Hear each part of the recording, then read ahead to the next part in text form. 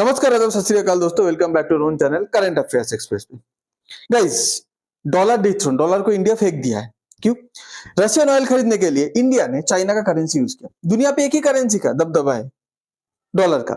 India ने कभी dollar को साइडलाइन नहीं किया। ओके, बट पहली बार डॉलर को साइडलाइन करके इंडिया और कोई करेंसी यूज नहीं किया। अपना जो सबसे बड़ा कंपटीटर है चाइना, उसका करेंसी यूज किया। इसका इंप्लीकेशन क्या हो सकता है? ठीक है, क्यों इंडिया ऐसा किया, इसके बारे में हम लोग जानेंगे। देखिए, डोनाल्ड ट्रंप जब से टैरिफ लगाना चालू किया, चाइना और इंडिया के बीच ट्रेड बहुत रैपिडली इंक्रीज हुआ है। ओके, अब इसमें ज्यादातर इंडिया तो खरीदते पहले से ही आया है, पर चाइना ने भी इंडिया से खरीदना चालू किया।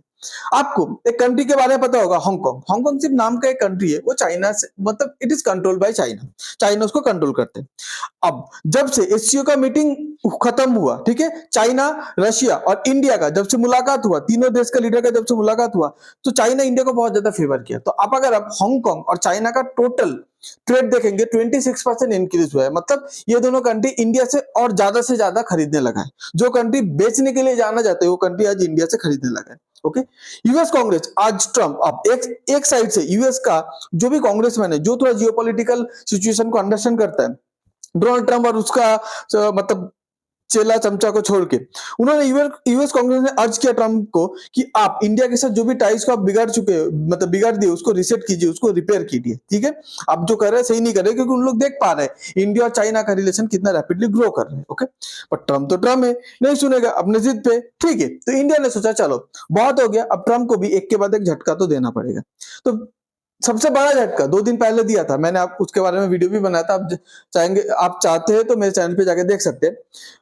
क्या किया था? ईरान, जिसके ऊपर ट्रम्प ने सैंक्शन लगा के रखा है। ट्रम्प का दुश्मन है, अमेरिका का दुश्मन है। ईरान का ऑयल इंडिया ने खरीदा। चाइना तो पहले से ही खरीदता था, सैंक्शन नहीं मानता था, पर इंडिया कहीं ना कहीं अमेरिका के सैंक्शन को रिस्पेक्ट करता था। बाद में इंडिया बोला कि नहीं, हम लोग भी ईरान से ऑयल खरीदेंगे, ये सैंक्शन वगैरह हम लोग कुछ नहीं मानते।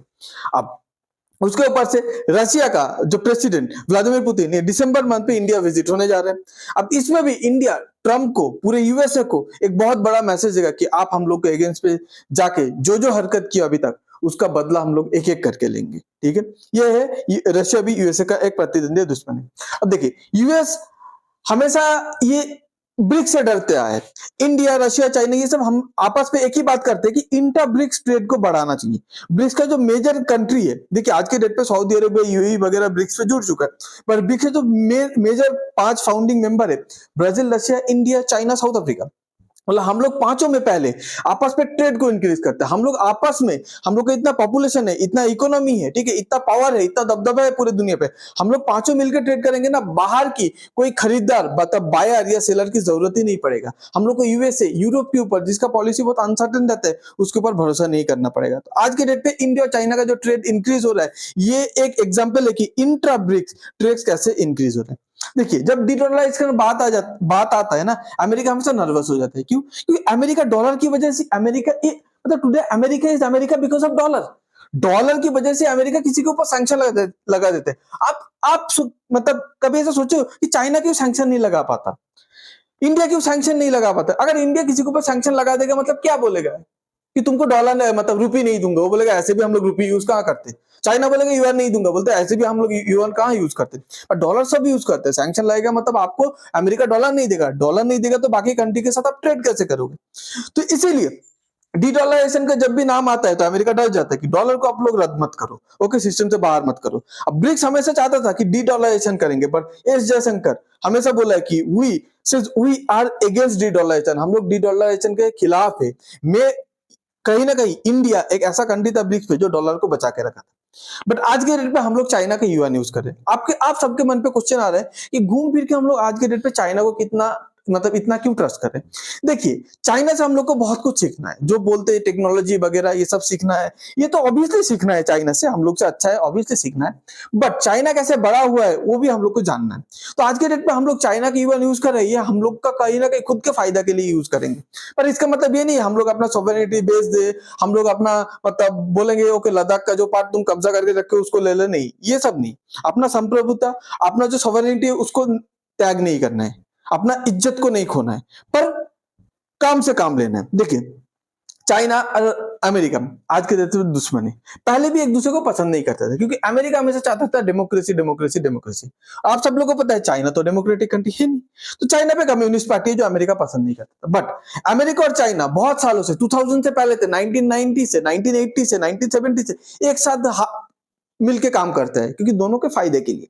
दोनों एक दूसरे को पसंद नहीं करता था पर दोनों एक साथ मिलके काम करता था, ठीक है। तो तब से अगर आप देखेंगे अमेरिका का हेल्प लेके चाइना आज इतना बड़ा हुआ है। उसी टाइम पे चाइना का युआन क्या प्यारा नहीं था, जैसा हम लोग का हमारा रुपी प्यारा है, चाइना का युआन भी प्यारा था, पर चाइना युआन को थोड़ी देर के लिए साइड पे रखा, ठीक है। चाइना ने क्या बोला कि यूएस को बोला कि आप ही हमारा गुरु है, आप जो बोलेंगे हम लोग ऐसे ही चलेंगे। इसलिए चाइना पूरा मैन्युफैक्चरिंग सेक्टर को कंट्रोल किया, मैन्युफैक्चरिंग हब बना।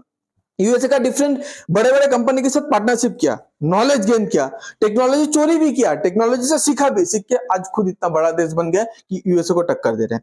अब देखिए ये 2005 का आर्टिकल दिखा रहा हूं मैं, ये आर्टिकल क्या बोल रहे हैं आप सुनिए एक बार, देखिए क्या। Okay, what this article is, China बो down two months of pressure by revaluing the yuan by 2.1% and abandoning the currency decade old peg against dollar।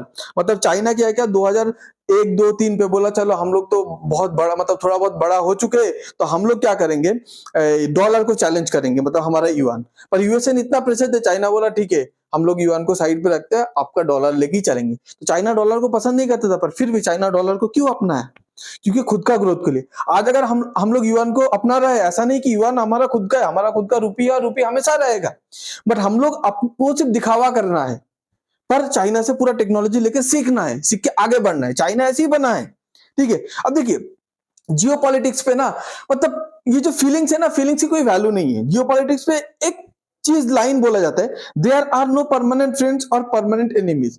मतलब आप मेरा परमानेंट दोस्त भी नहीं हो, परमानेंट दुश्मन भी नहीं हो। क्या परमानेंट है, इंटरेस्ट परमानेंट है। आपके साथ अगर मेरा आज इंटरेस्ट अलाइन हो रहा है तो आप मेरा परमानेंट दोस्त हो, नहीं अलाइन हो रहा है तो परमानेंट दुश्मन हो। चाइना के साथ कल इंटरेस्ट अलाइन नहीं हो रहा था, अमेरिका के साथ हो रहा था, इसलिए अमेरिका दोस्त था, चाइना दुश्मन था। आज के डेट पे अमेरिका के साथ अलाइन नहीं हो रहा है इंटरेस्ट, तो इसलिए अमेरिका क्या हो गया, मेरा दुश्मन हो गया। चाइना के साथ अलाइन हो रहा है, इसीलिए चाइना मेरा दोस्त बन गया, सीधी बात।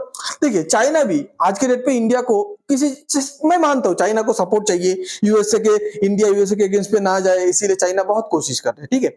अब इसी चक्कर पे चाइना बहुत सपोर्ट कर रहे हैं डोनाल्ड ट्रम्प, इंडिया का जो ब्रेड एंड बटर सेक्टर है, ठीक है, फार्मास्यूटिकल, उसके ऊपर टैरिफ लगा दिया। पर चाइना ने क्या किया, चाइना का जो 15 बिलियन ड्रग मार्केट था, फार्मा मार्केट था, उस इंडियन ड्रग के लिए टैरिफ को पता है 30% से 0% कर दी कि इंडिया तुम्हारा ड्रग अमेरिकन मार्केट पे नहीं जा रहा है ना, तो भेजो, तो चाइना को कुछ तो देना पड़ेगा, इसीलिए हम लोग उसके युआन को थोड़ा बहुत सपोर्ट कर रहे हैं, ठीक है। चाइना देखिए, चाइना आज पूरी दुनिया पे, आपको पता है चाइना जो रेयर अर्थ मिनरल्स है उसको कंट्रोल करते हैं। यूएसए को रेयर अर्थ मिनरल्स के लिए मतलब रुलाता है हर दिन चाइना, बट चाइना पूरे दुनिया पे जो रेयर अर्थ मिनरल्स का एक्सपैंड कर रहे हैं, ओके, एक्सपैंड करके बैठा है, उसके ऊपर रेस्ट्रिक्शन लगा रहा है कि किसी कंट्री को रेयर अर्थ मिनरल्स मत दो, और बिना रेयर अर्थ मिनरल्स का defence product, semiconductor technology, robots वगैरह, कंप्यूटर चिप, एआई वगैरह कुछ नहीं बनेगा।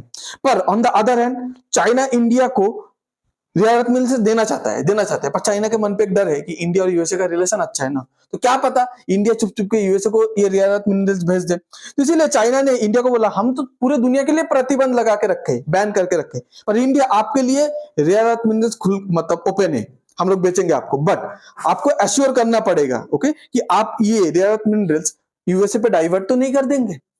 तो चाइना हम लोग के लिए कर रहा है ना गाइस, भली मन पे कुछ कर रहा है, हम लोग भी मन पे कुछ रख के सामने से हम लोग अच्छा करते हैं, ठीक है।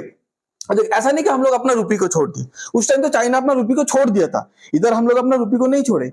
RBI unveils new measure, RBI धीरे धीरे डिफरेंट मेजर लेते जा रहे हैं कि रुपी को कैसे हम लोग जितना हो सके इंटरनेशनलाइज करेंगे, ओके। यूएई के साथ पार्टनरशिप पे बात कर रहे हैं, जो छोटा मोटा कंट्री है उसके साथ बात कर रहे हैं। पहले छोटा मोटा कंट्री एक्सेप्ट करेगा, फिर मीडियम साइज का कंट्री एक्सेप्ट करेगा, फिर जाके बड़ा कंट्री को हम लोग पुश करेंगे, जो थोड़ा देर है, अभी उतना दूर जाने के लिए थोड़ा टाइम है, तो हम लोग रुपी को नहीं छोड़ेगा।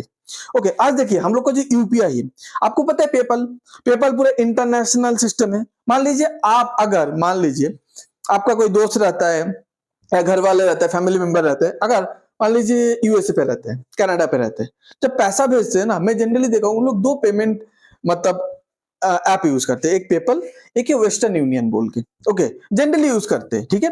ये मैं 3-4 साल पहले की बात कर रहा हूँ, आज के डेट पे एक्चुअली पता नहीं, ओके। तो पेपल और पेपल यूज करते हैं, बट पेपल आज के डेट पे क्या चाहता है कि पेपल ग्लोबल जाना चाहता है, ठीक है, मतलब ग्लोबल। बट पेपल को ये ग्लोबल के लिए एक प्लेटफॉर्म चाहिए था, एक पार्टनर चाहिए था, यूपीआई। हमारे इंडिया के यूपीआई पेपल का first onboard payment system partner बना है। मतलब आज के डेट पे पेपल भी ग्लोबल जाने के लिए यूपीआई का हेल्प ले रहा है। तो देखिए जापान, जापान का जो एंटिटी डेटा है वो मेमोरेंडम ऑफ अंडरस्टैंडिंग साइन किया है, किसके साथ, एनपीसीआई के साथ। क्यों, ताकि वो अपने जो कंट्री का जो मर्चेंट है उसको इजीली, मतलब यूपीआई ऑनलाइन पेमेंट के बारे में सिखा पाए, ऑनलाइन पेमेंट को अडेप्ट कर पाए। तो जापान भी यूपीआई एक्सेप्ट कर रहे हैं। तो गाइस इधर हम लोग एक अपॉर्चुनिटी देखेंगे, चाइना का युआन को सपोर्ट करेंगे, चाइना को यूपीआई पकड़ा देंगे, चाइना को बोलेंगे पैसा तुम्हारा, पेमेंट सिस्टम हमारा, तो हम लोग ये विनिंग सिचुएशन पे आए ना। अब देखिए ब्रिक्स पे अगर हम लोग यूपीआई को इंट्रोड्यूस करेंगे, अब सोच के देख लीजिए, एक ही कंट्री है जो ऑब्जेक्ट कर सकते हैं, चाइना। अगर चाइना को हम लोग हाथ पे रखे तो चाइना के थ्रू ब्रिक्स का बाकी अदर कंट्री, सऊदी अरेबिया जैसा कंट्री, अर्जेंटीना, ब्राजील जैसा कंट्री पे, ठीक है, साउथ अफ्रीका जैसा कंट्री पे, पूरे मतलब हमारा यूपीआई पूरे अफ्रीका में रूल कर सकता है। तो विन विन डील हुआ ना गाइस, ठीक है। हम लोग अपने यूपीआई मतलब रुपी को नहीं छोड़े। आपको अगर ये वीडियो अच्छा लगता है तो please like, share and subscribe. आप क्या सोचते हैं ये पूरे डेवलपमेंट के बारे में, प्लीज कमेंट पे बताइएगा। Thanks for being here, your time really matters. God bless you.